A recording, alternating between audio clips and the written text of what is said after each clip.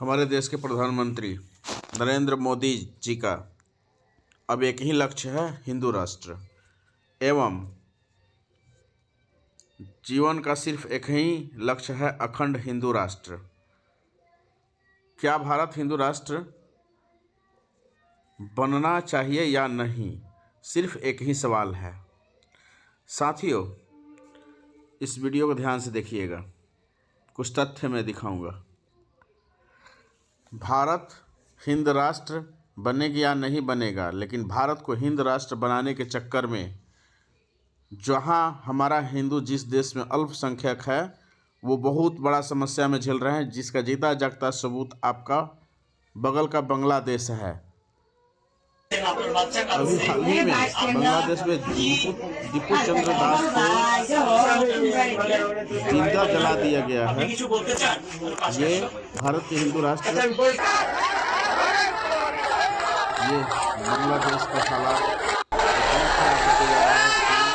हिंदू लड़कियों को मारा पीटा जा रहा है हिजाब पहनने के लिए चाहिए। अगर अभी भी आंखें नहीं खुली ना तो भाई भगवान भी आंखें नहीं खोल सकता हमारी। 18 दिसंबर को यानी परसों दीपू चंद्र दास नाम का आदमी बांग्लादेश में हमारा हिंदू भाई जिस तरीके से मारा गया ना, अगर अभी भी आपकी आंखें नहीं खुली ना, सेकुलरिज्म का पर्दा जो लगाया वो नहीं हटा ना, तो वो दिन दूर नहीं है जब इंडिया में भी ये तांडव होगा। ये ध्यान रखना इस बात का। और मैं ये वीडियो इतने हैवी हार्ट से बना रहा हूँ ना, उस हिंदू भाई को पहले मुस्लिम जिहादियों ने, जो जिहादी है नो डाउट अबाउट इट, उन जिहादियों ने सबके सामने उसे अधमरा किया, मारा, उसके कपड़े उतारे, then that guy was tied to a tree, नंगा पूरा नेकेड। उसके बाद ही वो सेट ऑन फायर, उस पे आग लगा दी गई और उसके बाद खुलेआम सबके सामने इंटेंशनली वीडियो बनाई और सोशल मीडिया पे अपलोड करी जलाते हुए और चैंटिंग लगाई गई अल्लाहू अकबर। इसके बाद भी हम सेकुलरिज्म करते हैं। इसके बाद भी जो Bangladeshi Rohingya 4.5 crore according to the sources India में रहते हैं, हम उनको पनाह देते हैं 4.5 करोड़। सोचो वो रोहिंग्या इस समय क्या कर रहे होंगे, वो खुश हो रहे होंगे और हम पे हंस रहे होंगे और हम उन्हें हंसने का मौका देते हैं।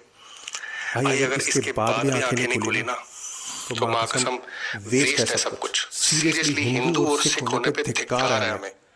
अगर अभी भी आंखें नहीं खुली और वो जर्मन सुअर वो ध्रुव राठी अब क्यों नहीं वीडियो बना रहा। ऐसे हिंदू भाई को चलाया गया और फैक्ट्स और मैं बता रहा हूँ आपको।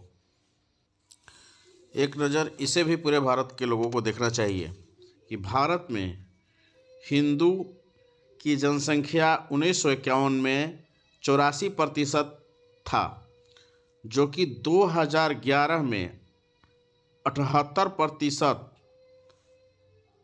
हुआ, यानी कि 6%, लगभग 6% हम लोग का आबादी घटा है। लेकिन यहाँ ठीक देखिए हम लोग कितना अपने यहाँ मुस्लिम भाइयों को इज्जत और प्रतिष्ठा से रखते हैं। मुस्लिम की आबादी 1951 में 9.8 यानी 10% था, जो कि अभी 14.20 यानी पूरे भारत का ये है। बिहार में और बंगाल में बहुत तेज़ी से बढ़ा है, यानी कि एक टोटल इनका 4.5% आबादी बढ़ी है। यानी हमारे भारत में हम दूसरे धर्म के लोगों को इतना इज्जत प्रतिष्ठा से रखते हैं कि सभी धर्मों का यहाँ लिस्ट में है, जो कि दैनिक भास्कर का रिपोर्ट है। सभी धर्मों का, ईसाई का 0.5% बढ़ा है, सिख धर्म का भी बढ़ा है, बौद्ध धर्म का भी बढ़ा है, जैन धर्म का भी बढ़ा है, पारसी का भी बढ़ा है, बल्कि हमारे हिंदू धर्म की आबादी घटी है। अब ठीक इसका उलट बांग्लादेश का देखते हैं। बांग्लादेश में हिंदू जनसंख्या घट रही है। 1951 में ये लगभग 22% थी, जो 2022 तक घटकर कुल जनसंख्या का लगभग 7.95% रह गई है, जो करीब 1.31 करोड़ है। ये बांग्लादेश का हिंदू का रिपोर्ट है, जो कि 1901 में 33% बांग्लादेश की जनसंख्या का हिंदू वहाँ रहते थे। 1911 में 31%, 21 में 30, अब इसी तरह देखते जाइए 41-51 में 22%, 74 में 13%, ऐसी घटते घटते 2022 में मात्र 7.95 यानी 8% हिंदू रह गए हैं। आखिर क्यों? हमेशा लोग बोला जाता है कि भारत में हिंदू के द्वारा मुसलमानों को तंग किया जाता है। लेकिन ये जो जनसंख्या बताया जा रहा है, बांग्लादेश में हिंदू का जनसंख्या घट रहा है, जो उनके अत्याचारों का एक परिणाम है।